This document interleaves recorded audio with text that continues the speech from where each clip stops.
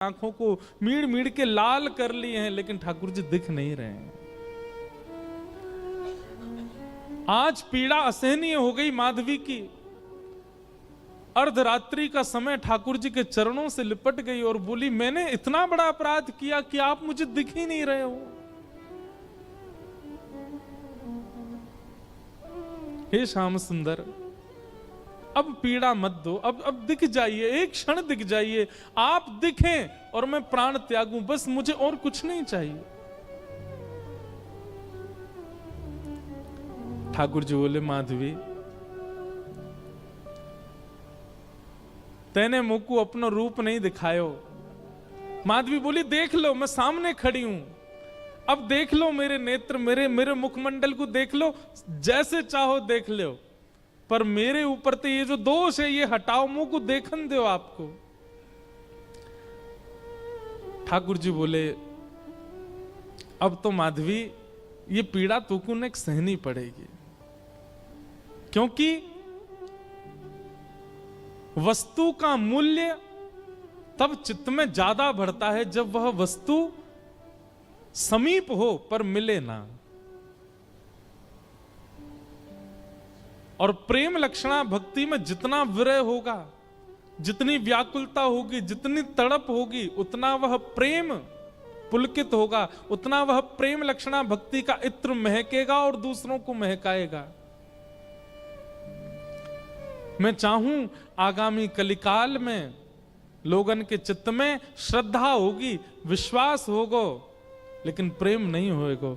उनके चित्त में प्रेम प्रकट करवे के काज मैं तो नहीं आऊंगो, तो को भेजूंगो। और वाक्य काजे तोए या जन्म में मेरे रूप के दर्शन को त्याग करना पड़ेगो, थोड़ो सहनो पड़ेगो। मीराबाई ने सहा है हमें और आपको प्रेम देने के लिए। मैं और आप आज जिस प्रेम के मार्ग पर चल रहे हैं, जिस प्रेम की एक बिंदु हमारे ऊपर गिरती है, वह बिंदु के अधिकारी हम मीराबाई अवधि के सहारे रह लूंगी कि इतना समय लगेगा आपके दर्शन में। एक अवधि बता दो, 10 वर्ष, 50 वर्ष, कितने वर्ष लगेंगे? अवधि सुनकर के तो माधवी गिर पड़ी, रोने लगी। ठाकुर जी बोले, एक युग।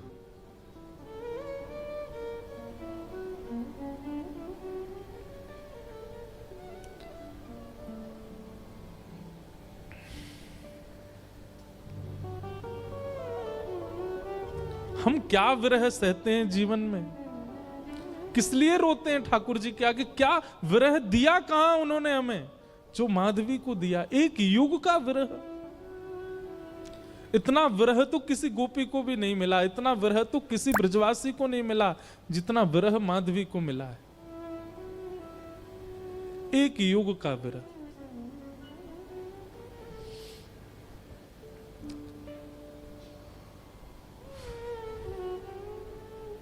लेकिन क्या करे, प्रतीक्षा के अलावा और कुछ नहीं है जीवन में। चरणों में रोती हुई माधवी जाने लगी। और एक वैष्णव का स्वरूप नहीं है आत्म दाह करना, चाहे तो त्याग दे शरीर, लेकिन नहीं। अब कृष्ण ने कहा है कि प्रतीक्षा करो तो करनी है। वो प्रतीक्षा के ही शब्द हैं जो मीराबाई लिखती हैं, जो शब्द हमारे हृदय को विदीर्ण करके भीतर प्रवेश कर जाते हैं। वो शब्द किसी 2, 4, 10 वर्ष की प्रेमिका के नहीं है, एक युग की प्रतीक्षा करने वाली प्रेमिका के शब्द हैं।